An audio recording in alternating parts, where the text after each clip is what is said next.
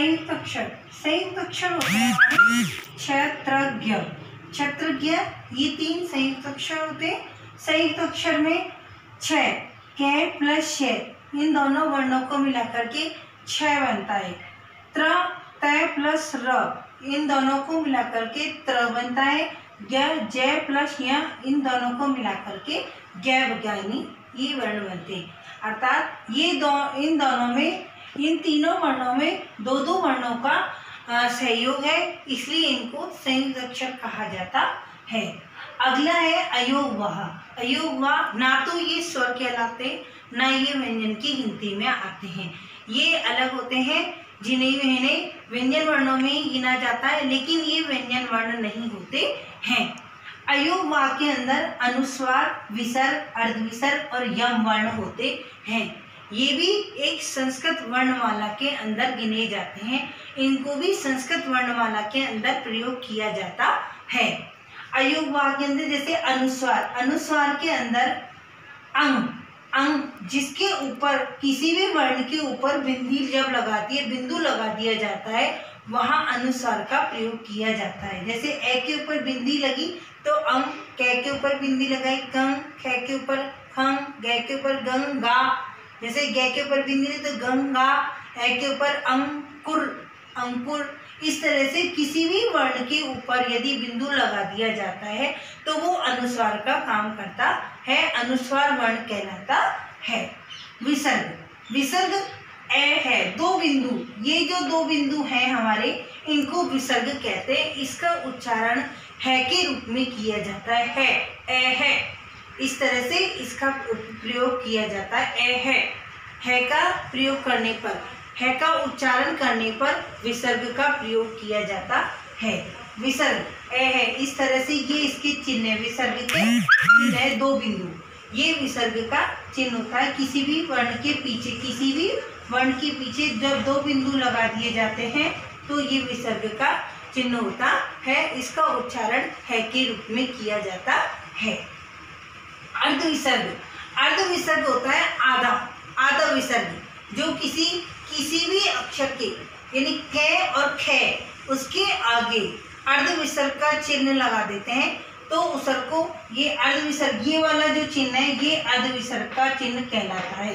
या तो ये कै और खे के आगे लगता है, जिसको ये 2 प्रकार के होते हैं, जिह्वा मूल्य और उपपद्यमानीय। जिह्वा मूल्य जब कै और खे के आगे इस विसर्ग का अर्धविसर्ग का चिन्ह लगा दिया जाता है तो उसे जिह्वा मूल्य अर्धविसर्ग कहा जाता है। और यदि यही चिन्ह अर्धविसर्ग का चिन्ह पे और फे के आगे लगा दिया जाता है तो इसे उपपद्यमानीय कहा जाता है। फिर है हम इसके अगली बात करेंगे हम यम की। यम वर्ण, यम वर्ण होते हैं कै, खे, गे, घे। कै, खे, गे, घे ये होते तो स्पर्श व्यंजन वर्ण भी है, लेकिन कै, खे, गे, घे इन वर्णों के बाद यदि पंचम वर्ण किसी भी वर्ग का पंचम वर्ण, जैसे कै का कै वर्ग का पंचम वर्ण है अणे, चे वर्ग का अणे, ते वर्ग का अणे, टे वर्ग का अणे, पे वर्ग का में, इस तरह से किसी भी वर्ण के णे, ने, ञ, ने, म ये 5 वर्ण यदि आ जाते हैं तो उस पहले वर्ण कै, खे, गे, तो कै जो पहले वाले वर्ण जो कै होते हैं उसका डबल खे हो जाता है, उस णे की जगह कै खे हो जाता है, डबल कै में बदल जाता है, उसको उसी वर्ण का बना देते हैं, यम वर्ण के रूप में कहा जाता है। इस प्रकार से हमारी संस्कृत वर्णमाला में कुल टोटल 63 या 64 वर्ण से होते हैं, 63 या 64 वर्ण होते हैं। 63 या 64 वर्ण इसलिए री जो वर्ण है हमारा, क्योंकि 4 वर्ण जो होते हैं हमारे 5 वर्ण ए, ई, उ, री, 4 जो मूल स्वर है उनको हमें 3 भागों में बांटा है हमने। 3 ह्रस्व, दीर्घ और प्लुत। संस्कृत में, हिंदी में सिर्फ 2 भागों में बांटते हैं, ह्रस्व और दीर्घ, जबकि संस्कृत में हम उनको 3 भागों में बांटते हैं, ह्रस्व, दीर्घ और प्लुत। ह्रस्व छोटा, दीर्घ उससे बड़ा और प्लुत सबसे लंबा, जिसमें सबसे कम समय लगता है उसे ह्रस्व कहते हैं, जिसमें दुगना समय लगता है बोलने में उसे दीर्घ स्वर कहते हैं, और जिसमें सबसे तिगुना समय लगता है उसे हम प्लुत स्वर कहते हैं। तो प्लुत, इन तीनों चारों वर्णों को जब हम 3 से गुना करेंगे तो 4 गुना 3 तो 12 वर्ण मूल स्वर हो गए।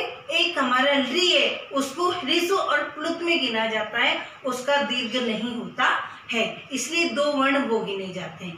इस प्रकार से 8 और 2 10 वर्ण हो गए।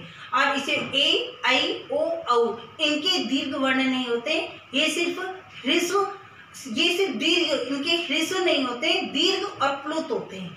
इनको ह्रस्व नहीं, क्योंकि इसमें दीर्घ होते हैं ना कि ह्रस्व होते हैं, क्योंकि वो अपने आप में दो स्वरों से मिलके बने हुए, इसलिए इनको ह्रस्व ना बोल करके दीर्घ और प्लुत में बनाया गया है, इसलिए 8 वर्ण वो हो जाते हैं। इस प्रकार से ये 22 वर्ण गिने जाते हैं। स्टार्ट। व्यंजन वर्ण 25 स्पर्श व्यंजन होते हैं, 25, और 4 वर्ण हमारे अंतस्थ वर्ण, 4 ऊष्म वर्ण और 3 संयुक्त अक्षर होते हैं। इसमें 4 4 8 3 11 और 25 वर्ण वो 25 और 4 29 और 4 33 और 3 36 वर्ण हमारे ये हो गए। इस तरह से 36 वर्ण के बाद में एक उदित वर्ण होता है, उदित वर्ण होता है जो कि हमने पढ़ा नहीं है, उसको आगे अगले चैप्टर में पढ़ेंगे। 37 वर्ण, इसके बाद में हमारे 4 वर्ण, ये 4 वर्ण हमारे यम वर्ण में होते हैं, एक ये अनुस्वार में अयोगवा और 2 हमारे अर्ध। इस तरह से टोटल हमारे 64 वर्ण होते हैं। इन वर्णों को टोटल पाणिनि ने, संस्कृत के महाकाव्य, संस्कृत के कवि पाणिनि ने 64 वर्णों को, कुल संस्कृत वर्णमाला में 64 वर्णों को सम्मिलित किया गया है। इस प्रकार से हमारा इस संस्कृत वर्णमाला का चैप्टर समाप्त होता है। आप, मेरा मानना है आपको ये चैप्टर समझ में आया होगा। इसको दोहरान करें, इसको वापस पढ़ें और एक बार फिर से इसको पढ़ करके इसको पढ़ें और अध्ययन करें।